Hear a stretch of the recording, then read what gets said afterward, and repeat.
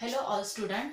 11th standard. Today's subject is zoology. Okay. Chapter number first is the reproduction in lower and higher plants. बघा first word काय आहे याच्यामध्ये reproduction. Reproduction means काय होते male and female parents are become get fuse to form by the offsprings and then gametes and then progeny is called as a reproductions. त्याच्यामध्ये काय म्हटलेलं आहे आपण मेल आणि फिमेल पॅरेंट जेव्हा एकत्र येतात तेव्हा त्याच्यामध्ये फ्युजन होते आणि फ्युजन झाल्यानंतर फॉर्म होते पर्टिक्युलरली गॅमेट्स किंवा ऑफस्प्रिंग्स अँड दे त्यालाच म्हटलेलं आपण progeny. So is called as a reproduction. Okay. आता रिप्रोडक्शन कशामध्ये बघत आहे आपण reproduction in lower and higher plants. आता याच्यामध्ये तुम्हाला मिनिंग वाटलं असेल reproduction in lower and higher plants means काय होतं त्याच्यामध्ये की आता प्लांट्समध्ये दोन सीड्स एकत्र येणार particularly then two plants are become get fix with each other and then form by the new plants. No this not a definitions of particularly reproduction in plants. आता बघा प्लांट्समध्ये आपण काय म्हटलेलं आहे रिप्रोडक्शनच्या दोन मेथड्स आहे याच्यामध्ये. फर्स्ट आहे asexual reproduction, second is the sexual reproduction. Okay. Asexual reproduction means unicellular. Then sexual reproduction is bicellular. आता बघा पहिला आहे asexual reproduction. Asexual reproduction जैसे unicellular. Uni means single. Only one parents can be involved, so it's called as a asexual reproductions. आता asexual reproduction in asexual reproduction we particularly involve the stem, leaves, roots, spores and buds. All these substances can be involved in particularly these types of the reproductions. Okay. And then second is the sexual reproductions.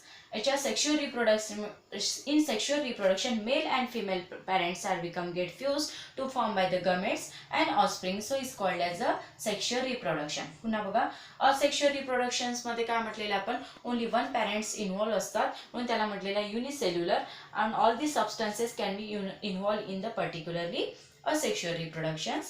and sexual reproduction मध्ये काय म्हटलेलं आपण बायसेल्युलर. बायसेल्युलर का बरं त्याच्यामध्ये both the parents can be involved. Male आणि female parents काय असतात त्याच्यामध्ये इन्व्हॉल्व होतात आणि पर्टिक्युलरली ऑफस्प्रिंग किंवा गॅमेट्स फॉर्म होते म्हणून त्याला म्हटलं जाते sexual reproduction. Okay. Then totally तुमच्या बुक्समध्ये 4 टाइप्स ऑफ मेथड्स दिलेले आहे. फर्स्ट आहे fragmentation, second is the budding, third is the spore formation and fourth is the vegetative propagation. Okay. आता पहिली मेथड बघणार आहे आपण बडिंग. बडिंग मध्ये तुम्हाला एक पहिलं एक्झाम्पल्स दिलेलं आहे. त्या ठिकाणी जे एक्झाम्पल्स आहे ते आहे हायड्रा. हायड्रा मध्ये काय झालं हे आहे पॅरेंट्स प्लांट. याला काय म्हटलेलं आपण पॅरेंट्स प्लांट. पॅरेंट्स प्लांट मध्ये काय झालेलं आहे या ठिकाणी पर्टिक्युलरली जी ही बर्ड्स आहे याची काय झालेली आहे ही पॅरेंट्स बॉडी आहे. या पॅरेंट्स बॉडी मध्येच काय झालं हे बर्डचं फॉर्मेशन झालं आणि याची काय झालेली आहे आउटग्रोथ. आउटग्रोथ झाल्यानंतर या ठिकाणी ही जी आउटग्रोथ होते आउटग्रोथ झाल्यानंतर त्याची आउटग्रोथ फॉर्मेशन झाल्यानंतर हा सेक्शन ब्रेक होतो आणि ब्रेक झाल्यानंतर सॉइलमध्ये फिक्स होतो. फिक्स झाल्यानंतर याची सॉइलमध्ये फिक्स झाल्यानंतर जी पॅरेंट्स बॉडी असेल तशीच त्या ऑफस्प्रिंगची पर्टिक्युलरली सेम बॉडी प्रेझेंट राहते and both this offsprings and parents are become get identical characters. So this called as a budding formation and asexual reproductions. Second is the example of the yeast. In yeast can be some outgrowth of these birds and these birds are become get separated from this parents body and these birds can be fixed into the particularly in soil and then it can be formed by the new formation of this yeast. So this also called as a asexual reproduction. आता बघा काय सांगते जी parents body असेल parents body मध्ये एक bud formation होतं. Bud formation झाल्यानंतर ते बर्डचा सेक्शन जो असतो तो आउटग्रोथ झाल्यानंतर ब्रेक होतो. ब्रेक झाल्यानंतर पर्टिक्युलर स्टेज नंतर तो सॉइलमध्ये फिक्स होतो आणि फिक्स झाल्यानंतर काय होते त्याची जी आउटग्रोथ त्याची काही डेव्हलप जे होणार म्हणजे त्याला आपण म्हटलेलं आहे ऑफस्प्रिंग्स.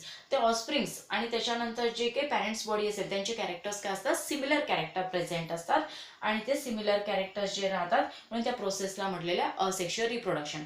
आता तुम्हाला याच्यामध्ये एक लक्षात आलं असेल असेक्शुअल रिप्रोडक्शनमध्ये जी ओरिजिनल होतं याच्यामध्ये काय म्हटलेलं आहे इंडिव्हिज्युअल पॅरेंट्स इन्व्हॉल्व झाली.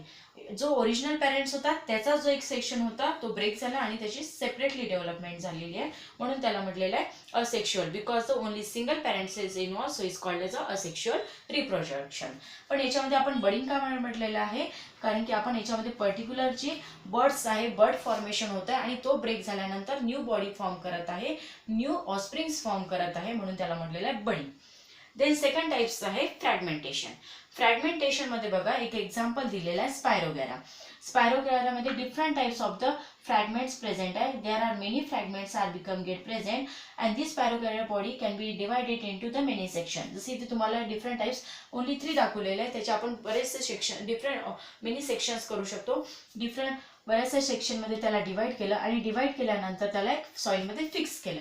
फिक्स केल्यानंतर जो ओरिजिनल मीन्स हा जो पॅरेंट सेक्शन होतो त्यालाच काय होते कंटिन्यू आउटग्रोथ होते आणि आउटग्रोथ होते त्यालाच आउटग्रोथला काय म्हटलेलं आपण रिजनरेशन. आपण इथे बघा वर्ड काय यूज केलेला आहे regeneration.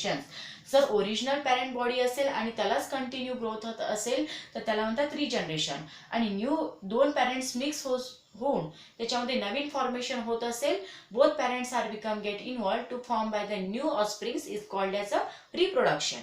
And regeneration then original body is become get present which can be continuously formed by the outgrowth, so is called as a regeneration.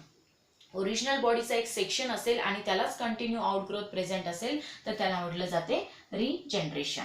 Then अजून काही एक्झाम्पल्स आहे बघा. स्टारफिश. स्टारफिश मध्ये जे लेग्स प्रेझेंट आहे त्याचा जर हा एक सेक्शन कट झाला असेल तर त्या सेक्शनची काय होते कंटिन्युअसली ही बॉडी डेट न होता कंटिन्युअसली याची ग्रोथ होते, याला काय म्हटलं जाते रिजनरेशन.